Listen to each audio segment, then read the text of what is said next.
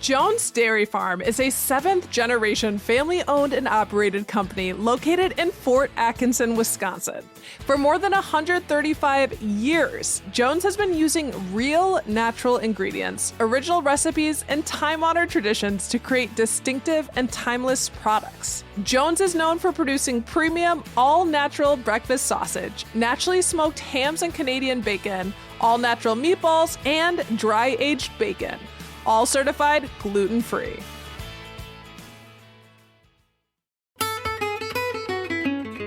Est-ce que tu aimes le français? Do you love French? Do you want to learn French? Well, the Alliance Française of Milwaukee has been connecting folks through French language classes, francophone events, and travel for over 100 years. They're enrolling for their winter session, which runs January 6th through March 24th, 2025. So register now at afmilwaukee.org. Most of their classes are available on Zoom, including group classes for adults and private lessons tailor-made to your needs and goals. And there's a special offer for total beginners. French 101 is only $275. That's $100 off their regular price.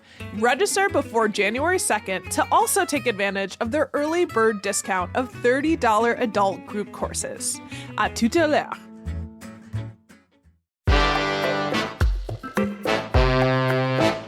Today on CityCast Madison. On Monday, our community experienced a tragedy on the Far East Side. A teenage student at Abundant Life Christian School allegedly shot and killed a teacher and another student, also injuring at least 6 others. This was the deadliest school shooting on record in our state's recorded history. The matter is still under investigation from the Madison Police Department, with all in support from the city, county, and state.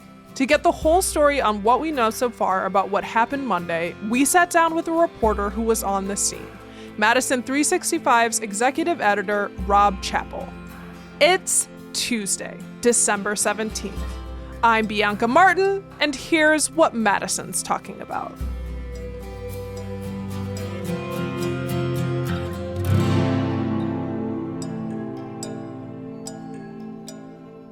Let's just dive right in. Can you help us establish a timeline of the events, of what happened, when it happened, kind of walk us through that? As much as we know now, yes. What we don't know is exactly what happened before, during, and the actual incident itself inside the school. We do know that police responded at 10:57 a.m. to reports of an active shooter at Abundant Life Christian School on Buckeye Road on the east side of Madison. When they arrived, they found the person that they assumed to be the shooter, which they believe is a student at the school, already deceased. And we've learned subsequently that there were 2 other fatalities, 1 student and 1 teacher. And it sounds like 6 other people injured in, although that number has shifted a little bit, but it's really hard to pin down information. So we'll give the police a little bit of grace on that. But it sounds like 6 other injuries, ranging from minor injuries to life-threatening injuries, where, as we're speaking later in the afternoon on Monday, there's people still in critical condition, students still in critical condition at this point. We know that the school was cleared pretty quickly, it sounds like. Students were reunited with parents at the Dean Medical Center, just down at the corner of Buckeye Road and Stoughton Road, within a couple of hours, it sounds like. And we also know that a little bit later in the afternoon, police were executing search warrants in relation to the shooter, like SWAT teams blowing doors off houses to get in. And it's not clear what they were looking for, and we haven't learned what they found, if anything. The other thing we know is that there was only 1 weapon that they've mentioned, and that was a handgun. And that was recovered at the scene. And what do we know about the alleged shooter? That it was a student at the school. That's all we know, and that they're deceased. That's all we know for sure. Sean Barnes, at the second briefing, the Madison Police Chief, Sean Barnes, I should say, came down and gave us a briefing at about 12:30, sort of near the scene, and then another briefing at 2:30. And neither one he was able to confirm any details about the shooter. Did not want to confirm the identity, the age, or the gender of the shooter as of 2:30 on Monday. So for folks who might not be familiar, what context can you give us on the school itself, the Abundant Life Christian School? Sure. It's a small school. It's a K through 12 school with 390 students, roughly. So it's a very small private school established in 1978. The Abundant Life Christian School and High Point Christian School consolidated in 2012. It was founded by Lake City Church. And so it's a Protestant Christian education, K through 12. It's a 28-acre campus on the east side. This is silly to say, not where you would expect a school shooting to happen, but where would you ever expect that? And at this moment in history, where do you not expect that? Mm-hmm. Yeah. I know in that second briefing from the police chief, Sean Barnes, he did get a question from a reporter about, any background on the school. And was there any sense that there would be a threat like this at that school? And he said that they looked into it and there were some past 911 calls, but all like quick hangups and nothing that would really warrant or seem like a space for a threat. The other thing that Sean Barnes said in the first briefing was that the school does not have a metal detector. And schools should not have metal detectors because they should be safe spaces, which I found interesting. Yeah, several questions about that. But, is there any sense of what the motivation was here? None that I'm aware of. We might learn more later. I'm sure we'll learn more in the next few days. We could just sort of mention that there was another school shooting in Dane County not too long ago. And that one, as I recall, it took a couple of days before we knew the name of the shooter, and it was a couple of months before we really knew anything about motivation. There was a substantial investigation. And you're referencing the Mount Horeb Middle School shooting? Yeah, which of course, this is the last time we had you on the show to talk about that tragedy. Yeah, but that was on May 1st, and it took a while for the federal investigation to sort of draw its conclusions and put together a report. So it might be a while before we know anything about this shooter as well and about motivation.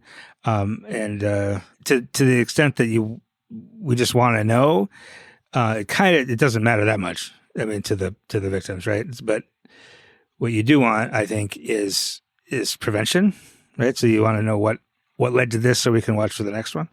Right. And that's, which I'm not sure how to do that exactly. Right. Well, let's go back to the incident. Yeah. And kind of check in. What do we know about what the response was like from the city when it comes to first responders and city agencies and who showed up? It was a massive response, as it always is for these things. There was literally dozens of police cars. That's how I actually even learned about it. I saw the police cars emergently, sirens on, going east on the Beltline.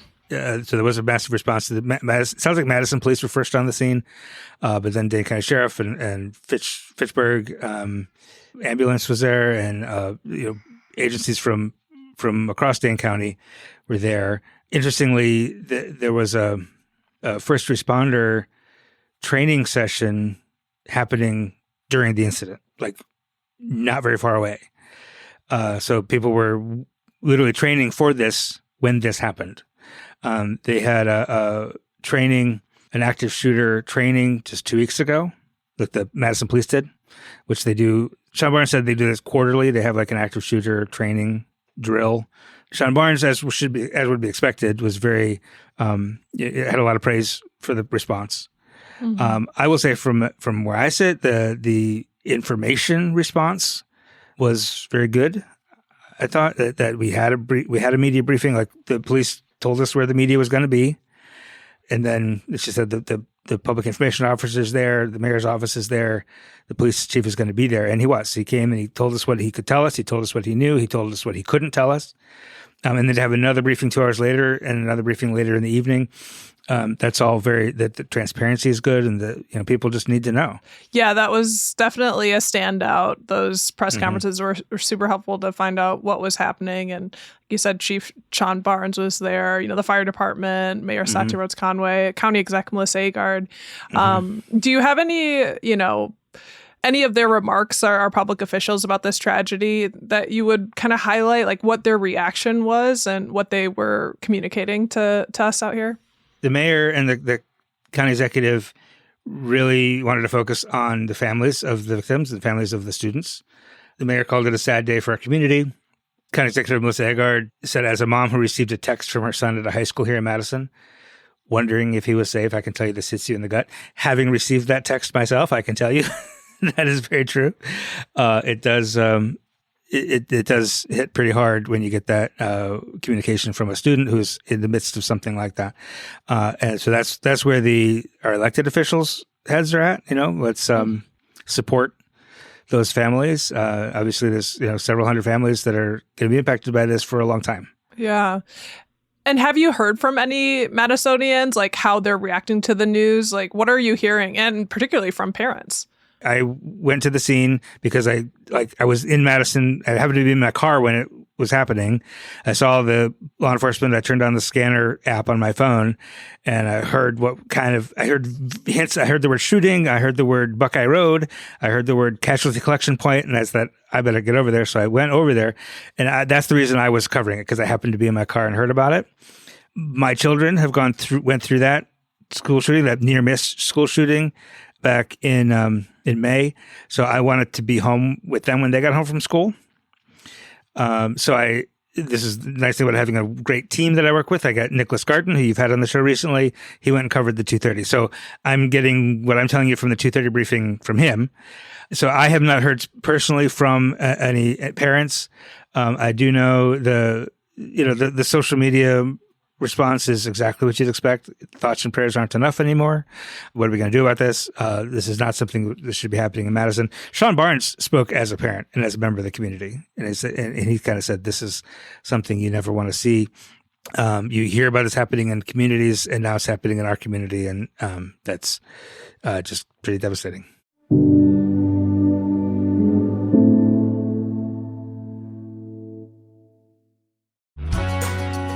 When it comes to raw breakfast sausage, Jones Dairy Farm is the brand. Made with simple ingredients, only pork, salt, and spices, they're clean and have incredible flavor. Their natural casing pork sausage links are snappy, juicy, and so delicious. They love them in an air fryer, making them easy to cook, crispy on the outside, and delectable on the inside. Do yourself a favor and give these a shot. Always made with distinctive quality and unmatched flavor you cannot find anywhere else. Jones, making breakfast better since 1889. This episode is brought to you by LifeLock. The holidays mean more travel, more shopping, more time online, and more personal info in places that could expose you to identity theft. That's why LifeLock monitors millions of data points every second.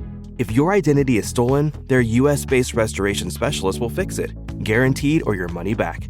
Get more holiday fun and less holiday worry with LifeLock. Save up to 40% your first year. Visit LifeLock.com/podcast. Terms apply.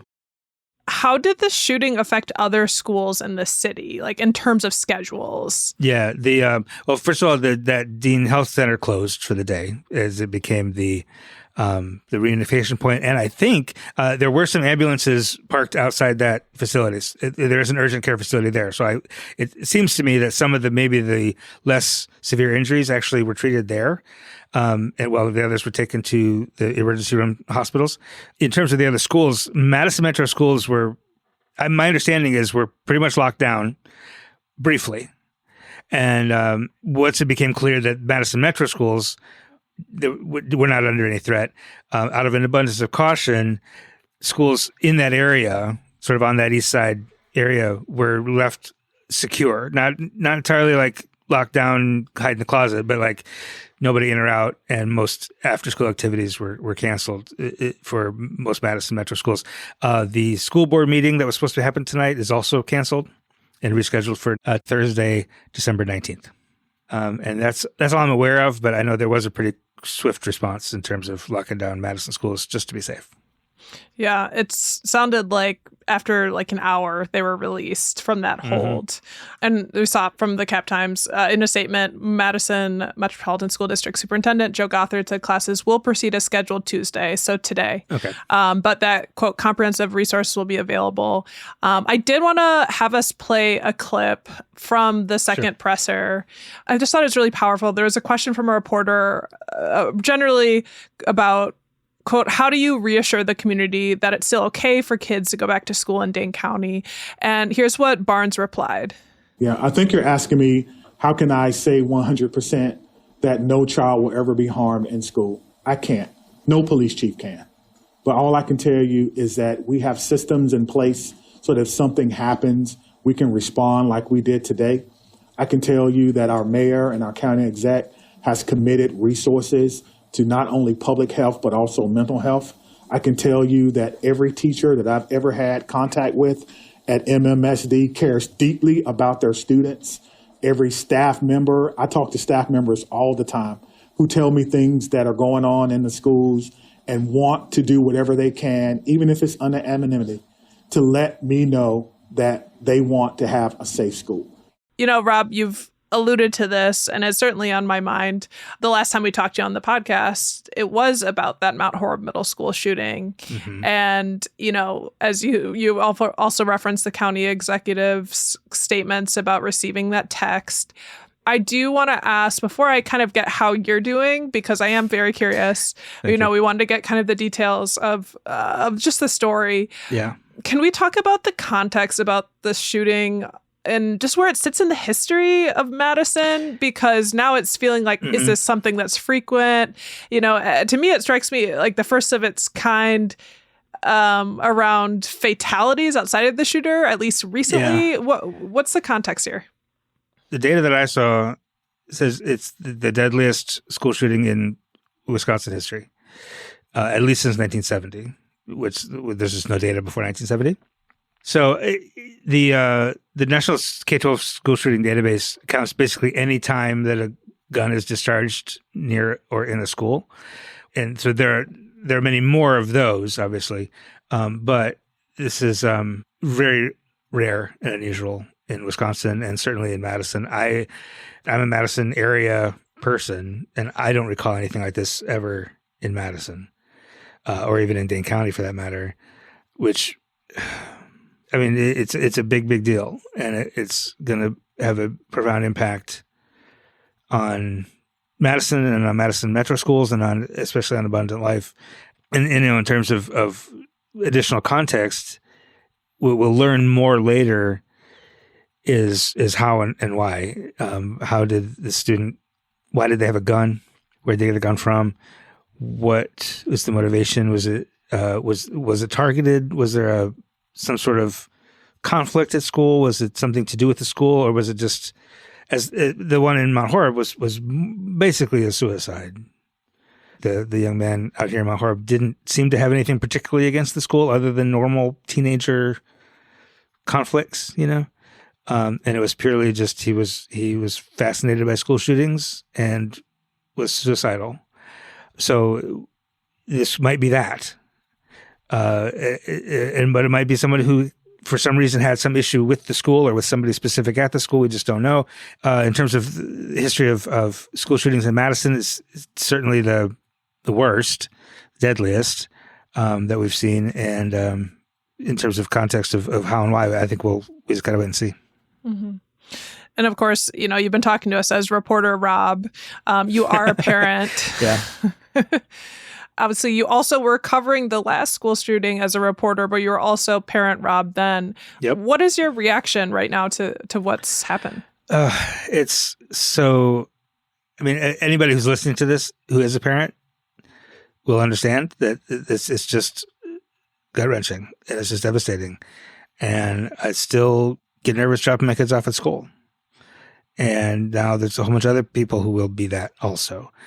And at the last one, when it was, I was literally parent Rob at that school. I'm a parent of that school where the shooting took place. So like that was, back in May. in that one, I was completely flipped into reporter mode. I just could not do anything else. I couldn't even think about anything else for an hour till hours later when I was able to sit down and kind of process. This one, I was pretty emotional from the get-go. Like I went down there, I got as close as the police would let me get. They sent me back to the press area, but I was, I had a lump in my throat the entire time, I'll be honest. Mm-hmm. And when they said, if you were watching the Facebook Live of Madison 365 Facebook Live, you probably heard me say naughty words when the police chief said that there were fatalities. I almost dropped my phone. I don't know. It was very difficult to hear. You saw parents kind of lingering. There was a couple of parents trying to get to the school that had to be physically restrained by the police very early on before we really knew anything, which I can certainly understand that impulse. And, I didn't, the reporter in me wanted to go talk to them, but I just couldn't, I wasn't going to do that, and at a certain point I wanted to, as I mentioned before, I wanted to come home and be with my kids because I know they're going to have to process this also, having been through it. But also I didn't think it most prudent for me to continue to be there. You know what I mean? Which is why I'm grateful to have a great team that can jump in for me. Absolutely. It makes me feel better that you have that team. And I've been thinking about you. And I've been thinking about all of the parents, and there's no two ways about it. Watching the press conference, certainly the one at 2:30 on Monday, was emotional. And you could see these are our people, these are our officials, and they all responded. And it's a devastating day for everyone. Yeah. And as you said, like the interest and attention over and over again really was on making sure that people are okay in the aftermath of this, be it, around mental health. And we did hear this point from the mayor that I think that we want to play in terms of, talking about resources. If anyone needs mental health support as a result of this incident and the coverage of it, I encourage them to reach out to 988 by phone or text and to get the mental health support that they need. It is incredibly important that we take care of our community in this very difficult time. She meant it. She was talking business. Yeah. Rob, I don't know if you have anything, you could share about ways that victims can find help at this time. Well, I mean, I know 988 is typically the suicide prevention line, right? But I think also will connect you to even if you're not like suicidal, like you can still call them. You can also call 211. Is another place you can start.